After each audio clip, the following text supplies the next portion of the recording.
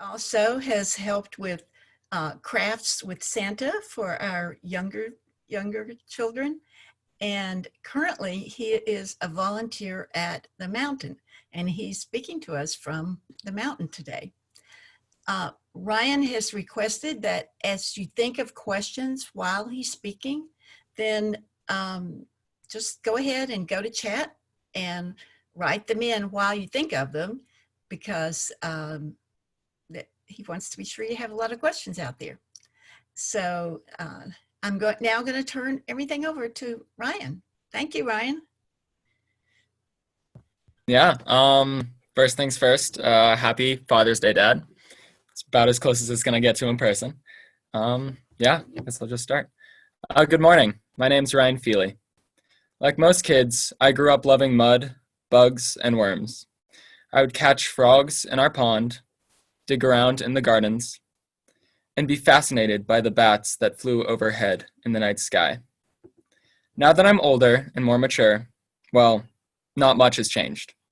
I keep an eye out for frogs, I dig in the gardens, and I may even get more excited when I see a bat flying around than I did when I was 5. Even my career aspirations of being a zoologist have hardly changed since I was little. And I'll be attending Clemson in the fall to pursue just that. All of this isn't to say that I haven't grown or changed since I was 5. I certainly hope that's not true. What I mean is that I found my love for nature at a very young age and never grew out of it. That same curiosity that drew me to catching frogs and bat watching has led to some of the most influential moments of my life and continues to drive my hopes for the future. One such moment was on a backpacking trip last summer. I came to love backpacking back when I was in middle school and hope to one day hike the entire Appalachian Trail, which runs Georgia to Maine, in one trip. Until I have the free time and disposable income to do that, I have been hiking sections of the trail with my friend Stefan. Our last trip started at Watauga Dam and was planned to go 108 miles northbound in a week. Because of the time constraint, the large amount of land that we had to cover, and the spacing of our shelters, we had several very long days right at the beginning. The first 3 days were about 20 miles each, all of which were through dense, rainy forest with no open views or unique land features. To make things worse, we didn't run into anyone else, save for a few glances at a few hikers going the opposite direction. After being in quarantine for a few months, not talking to anyone but your friend for 3 days may not seem that bad, but at the time, it was pretty miserable. Halfway through the 4th day, which started much the same as the others, we reached the Rowan Mountains, huge grassy balds with incredible views. The thick layer of clouds that had been following us the whole trip finally broke, and the sun came out. Suddenly, the whole mood of the trip changed. We started taking our time to enjoy the beautiful landscape and noticed more wildlife along the way. When we stopped at the next shelter, there were actual people. That night, we slept facing the most amazing valley and a clear, starry sky. In essence, that was basically just a long-winded way of saying that a good view can change everything. Despite how difficult that trip was, I still describe it as one of the best of my life. My appreciation for the outdoors had been tested at the beginning, and it wasn't until my curiosity and craving for adventure was re-sparked that I began to enjoy the journey. In reality, not much had changed except my outlook on the hike. Now, when I face a challenge, I look back on those many rainy miles and think how small the struggle really was compared to how incredible it ended up being. I think life is much the same. You can trudge on without looking around and appreciating your surroundings, or you can take the time to find the beauty. Both will probably get you to where you're going, but I certainly know which I prefer. As I near full adulthood, I find it harder and harder to avoid falling victim to cynicism and disinterest. It's so much easier to go through the motions and live in mundanity. I think that's why so many people lose that sense of childlike wonder. But I don't think it needs to be that way. I don't think the world becomes any less interesting as we age. So why do we become less interested? That's why I believe in finding beauty in the small things, whether I fully understand how they work or not. I believe in staying curious about the world because I know that I'll never see every wonderful secret it holds. I give my heart to enjoying the journey and finding adventure at every turn. Thank you. I can answer some questions now. Okay. So the first one is what insight I have gained from CYRE, which is the religious education program that we have at church that I will carry forward. So when I was in like elementary school, I was already like very vocal about my views. And I feel like I was like very firm in them, but not like well informed, obviously. But one of the big things I think is I learned to like respect others' opinions and like better form mine to where I really like know what's going on in the world and like feel like I can have an honest conversation with someone who disagrees with me. And just learning how to be like open-minded to new ideas because I very much wasn't before going to that class. The next question is, I want to be a zoologist. Where do I start? I have no idea. I'm starting too. I'm getting a degree on biology. Hopefully that works out. Yeah. What's your favorite place to hike within a couple hours of Charlotte? I usually go a little bit further out. I know, I'm trying to think of what the mountain's called. I don't know. Anyways, anywhere on the AT is super beautiful. If you can get out to Max Patch, it's a little bit further away, but it's like this gorgeous bald that you can get to the top of. And like there's just wildflowers and like grass everywhere. It's like super amazing. So I'd recommend there if you get the chance.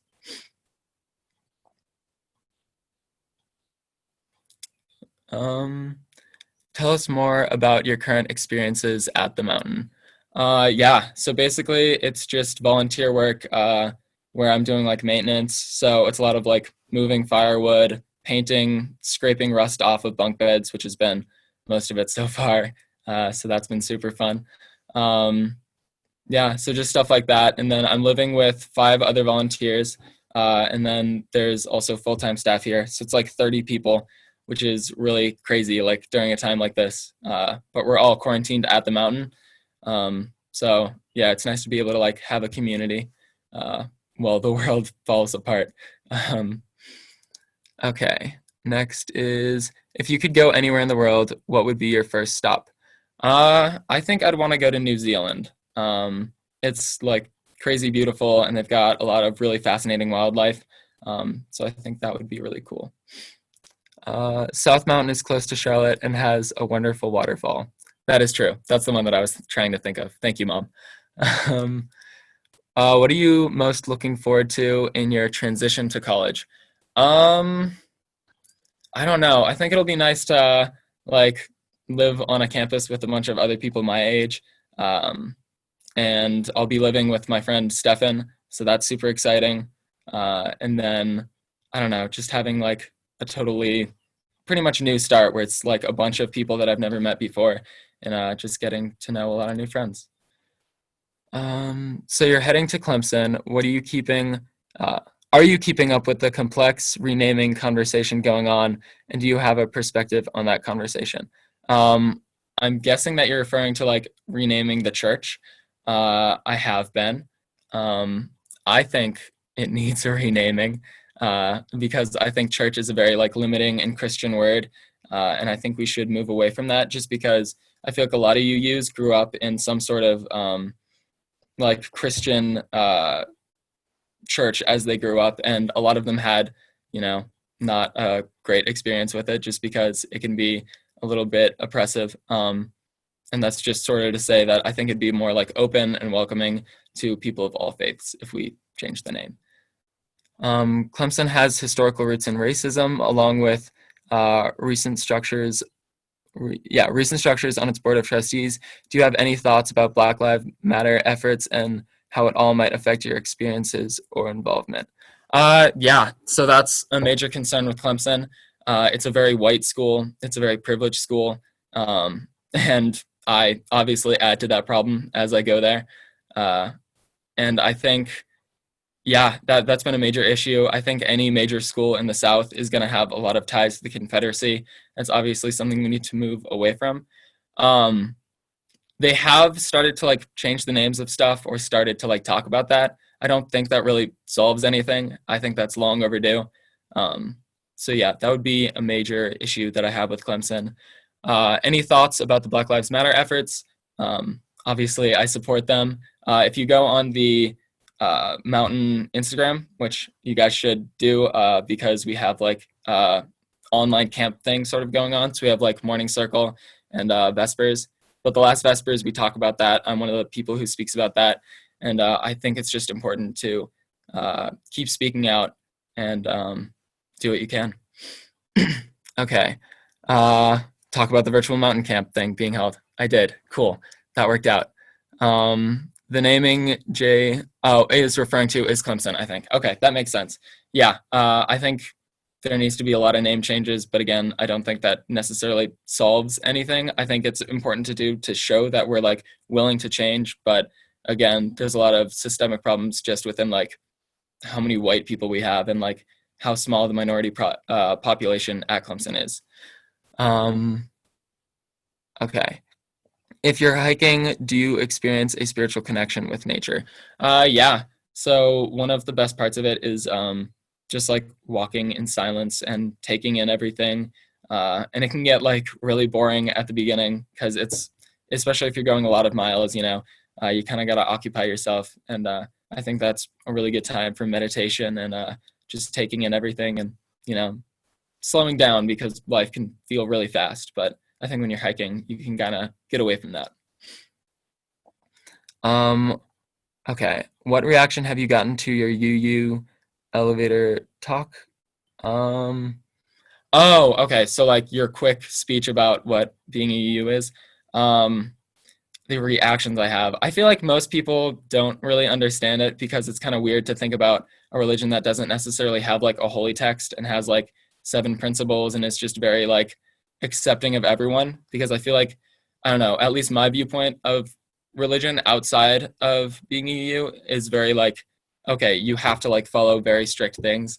So I would say like most of the reactions have been pretty open-minded, but not really like fully understanding what it is. Maybe I'm just not good at like describing what it is, but that's been my experience.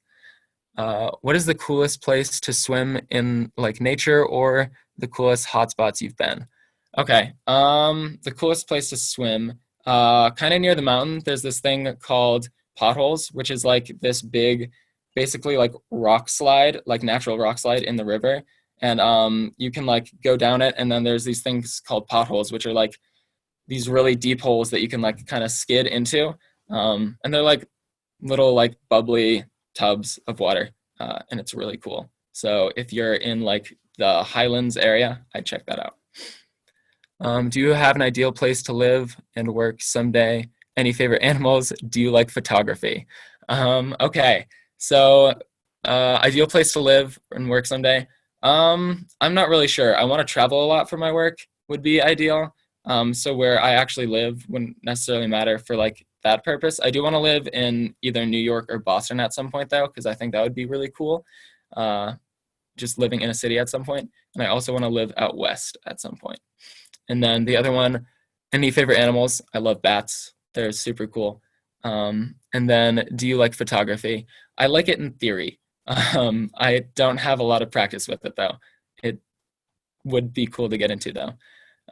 Do you have any type of meditation in addition to silent walking or hiking? Yeah, I find a lot of meditation in like exercise. So when I'm running, I think that's where I get most of my meditation in. And then I guess reading doesn't really count, but I find that very calming and almost meditative. Did you join Boy Scouts or any other type of nature in group? I didn't join Boy Scouts. I was in Cub Scouts for like 2 months and I quit. So I not really. I was part of like a lot of camps growing up though, so that was like my big introduction to the outdoors. So like I began backpacking through this Christian camp that I went to, and they had this thing called Teen Leadership Camp. and you'd have to do it to become a CIT there. So that was my first experience with that. And yeah, it was mostly just through camps and growing up in like Massachusetts. It was very like just surrounded by woods, and we had a pond in the backyard. So just kind of got that love of nature from like my parents and camp experiences. And that looks like the last question so far. Oh, okay. Cool. Yeah.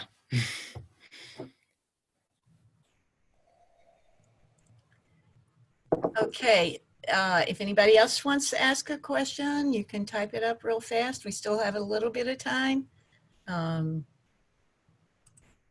But if not, then I really want to thank you, Ryan, for presenting for us today.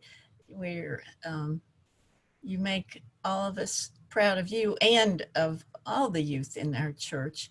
We have such an amazing group of young people. And thank you so much for sharing your love of nature with us and how that plays a huge part in your life. And much good luck at Clemson and in your career as a zoologist. Yeah, Okay, thank you. everybody. Bye. Bye.